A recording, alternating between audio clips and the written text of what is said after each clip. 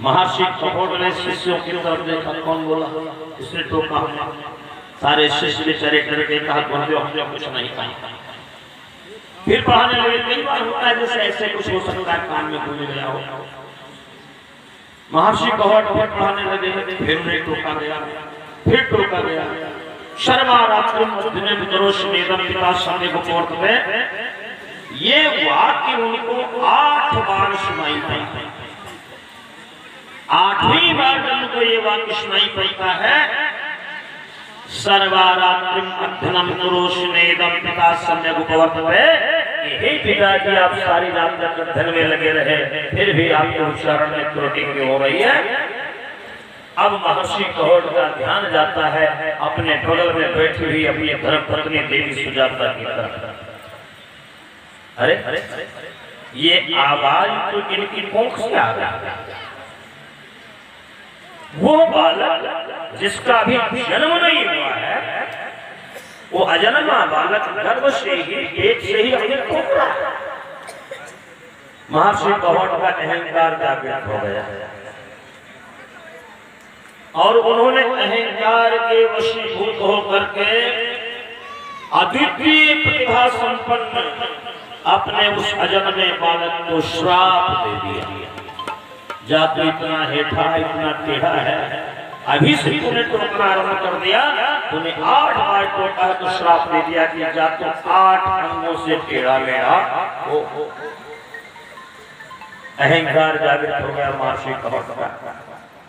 मेरे मित्रों, कई बार प्रश्न उठता है, अरे कपोट और महर्षि थे, उन्हें अहंकार कैसे हो गए? देखो भाइयों, अहंकार किसी को भी हो सकता है। अहंकार सिर्फ एक को नहीं होता है, जानते किसको नहीं होता है?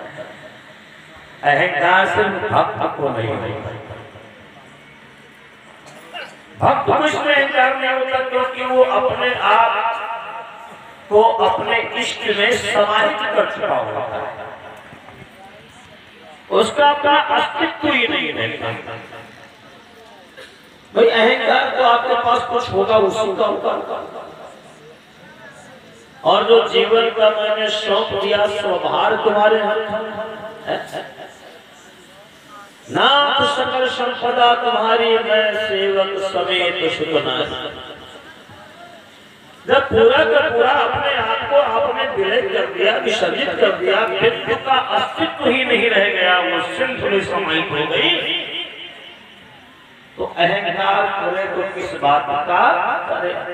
अब उसका अहंकार भी तो उसका परमात्मा ही होगा। अब तो बिंदु का अहंकार भी, बिंदु का कर्म ही अगर होगा तो सागर ही होगा, संधु ही होगा।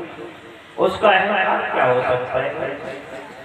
तो सिर्फ भक्त को अहंकार नहीं होता है, बाकी तपस्वी को भी अहंकार हो सकता है, ऋषि को भी अहंकार हो सकता है, ज्ञानी को भी अहंकार हो सकता है, अहंकार हो सकता है किसी को भी।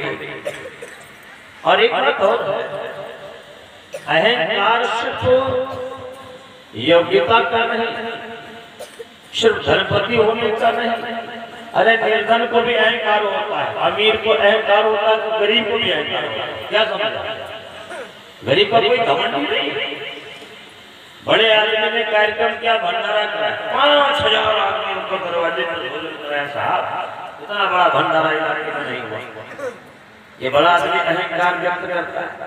तो उसी गांव में छोटा आदमी, गरीब आदमी, वो कहता है होंगे बड़े आदमी अपने घर के होंगे, मैं उनके दरवाजे पर झांकने नहीं गए। उसका भी अपना अहंकार होता है। अहंकार किसका नहीं होता?